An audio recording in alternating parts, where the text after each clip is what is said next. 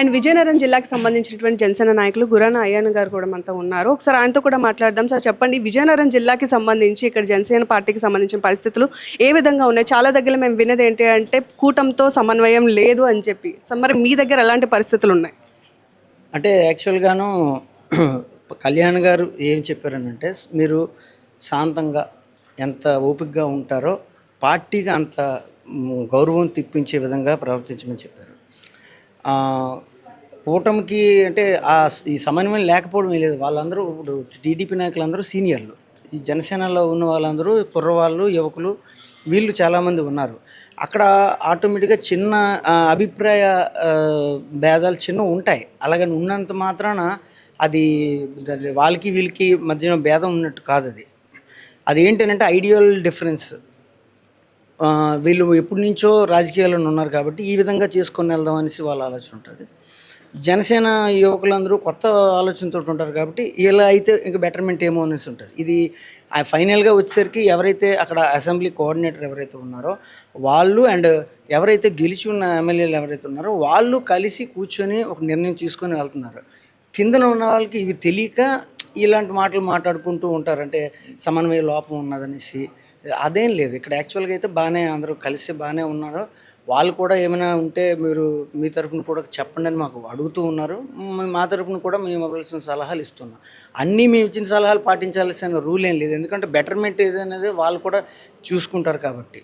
So అదేం లేదు. విజయనగరం జిల్లాకి సంబంధించి సమాచార శాఖన ఈ రోజుకు మీరే హైయెస్ట్ చేశారని కూడా చెప్తున్నారు. సో ఎంతమంది వచ్చారు, ఈ ప్రాసెస్ ఎలా జరిగింది? అంటే ఎంతమంది వచ్చారనేది ఇంకా పూర్తిగా మనం మాట్లాడుకోలేము. ఎందుకంటే ఇంకా రేపు కూడా ఉన్నది కాబట్టి ఒకరోజు ఇంకా మిగిలిన జిల్లాల్లో కూడా రేపు లాస్ట్ డే కాబట్టి ఎక్కువ మంది వస్తే రావచ్చు. మేమైతే మాత్రం రవికుమార్ గారితో ఫస్ట్ టైం అనుకున్నాం విజయనగరాన్ని టాప్లోకి తీసుకుని పెట్టాలి, పవన్ కళ్యాణ్ గారి దృష్టి ఒక్కసారి విజయనగరం వైపు చూసే విధంగా చేయాలనేసి అనుకున్నాం. అనుకోకుండా పవన్ కళ్యాణ్ గారు ఎంచినట్టు మాకు ఒక మంచి బ్యూటిఫుల్ పర్సన్ మాకు తీసుకుని వచ్చి చెప్పారు. దీంతో మా కోఆర్డినేషన్ చాలా బాగుంది, చాలా బ్రహ్మాండంగా ఉంది. ఏదైనా ఏం చేద్దాం ఏంటి అనేసి అందరినీ పిలిచి అడుగుతున్నారు ఆయన. సో అబ్జర్వర్గా నేను ఉన్నాను, మీరు ఇది చెయ్యండి అని చెప్పేసి చెప్పకుండా పిలిచి ఇది చేద్దామా, ఇది బెటరా, ఇంకేమైనా ఆలోచన ఉంటుందా అంటే అంత పవన్ కళ్యాణ్ గారి ఆలోచన ఇక్కడ ఒకటి ఎగ్జాంపుల్ మనకు తెలిసిపోతుంది ఆయన ఎంత బాగా ఆలోచిస్తున్నారు అనేది. సో అటువంటి వ్యక్తిని మాకు ఇచ్చినందుకు నిజంగా మాకు చాలా హ్యాపీ ఫీల్ అవుతున్నాం.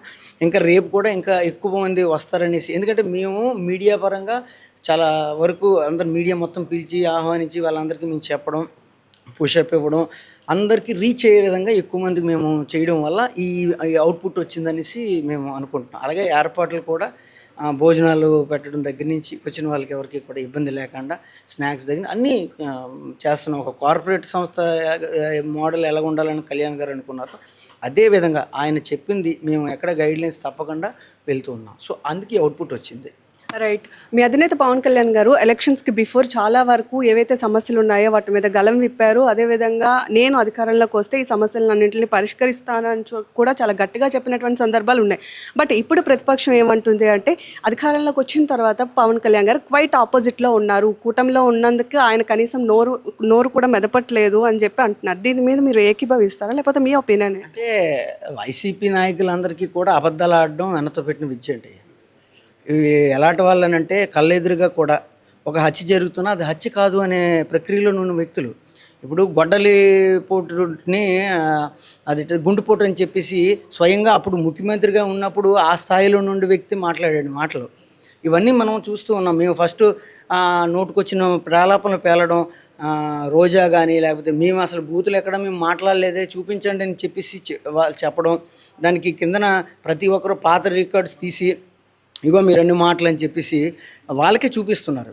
సో వాళ్ళకి ఏంటంటే ప్రజల మధ్యలోనే ఏదో కన్ఫ్యూజన్ పెట్టాలి, పవన్ కళ్యాణ్ ఎలాగైనా ఆయన్ని మంచి దారిలో వెళ్తున్నారు, ఎంతోమందికి మేలు చేస్తున్నారు. మీకు ఒక సింపుల్ ఎగ్జాంపుల్ అండి, 70 సంవత్సరాల చరిత్రలో అసలు ఎవరు వెళ్ళని ఏరియాల్లోకి ఆయన ఇంత సెక్యూరిటీని కూడా పక్కన పెట్టుకొని ముందుకు వెళ్ళి రోడ్లు వేసిన పరిస్థితి ఎందుకు మర్చిపోతున్నారు అందరూ, నాకు ఇది అర్థం కావట్లేదు. ఎందుకంటే ఆ ఏరియా అంతా నక్సల్స్ ఉన్న ఏరియా అని చెప్పేసి అందరూ భయపడతారు నాయకులు వెళ్ళడానికే. అలాంటిది నాకు ప్రజలు ముఖ్యమని చెప్పేసి ఆయన వెళ్ళిన తీరు చూస్తే ప్రజలందరికీ అర్థమైపోయింది ఈయన ప్రజల కోసం ఉన్న మనిషి అని. సో ఆయన బ్యాడ్ చేయాలంటే ఏదో ఒక అబద్ధాలు చెప్పాలి. అబద్ధాలు చెప్పడంలో వైసీపీ నాయకుల కన్నా ఇంకా ఎవరంటే ఆ ట్రైనింగ్ తీసుకుంటున్నారేమో ఎక్కడో దగ్గర బయటన అనుకుంటున్నాను. రేపు రానున్న సంస్థాగత ఎన్నికల్లో కూడా చీపురు ఉడిచినట్టు ఉడిచేస్తారని నా నమ్మకం. రైట్ సార్, ఫైనల్గా మీరు కూడా బాధ్యతల కోసం అప్లికేషన్ పెట్టుకొని ఉంటారు కదా, సో మీరు ఏ బాధ్యత తీసుకోవాలనుకుంటున్నారు మీ పార్టీ తరపు నుంచి? అంటే మన బాధ్యతలు తీసుకోవడం అంటే అందరూ కూడా ఎవరికి నచ్చింది ఎవరి ఊహల ప్రకారం వాళ్ళు పెడుతున్నారు. కానీ ఏదైనా ఆ 3 ఆప్షన్స్ ఇచ్చారు కాలమ్స్లో.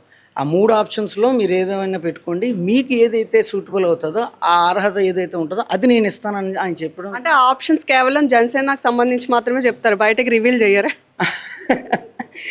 అంటే కొన్ని ఇవి ఏంటంటే సరే మీరు ఇప్పుడు అన్నారు కాబట్టి ఆ సార్ ఏదైతే అనౌన్స్ చేసేసిన తర్వాత అప్పుడు నేనేం చెప్పాను ఏం పెట్టాను అన్నది నేను మీకు చెప్తాను.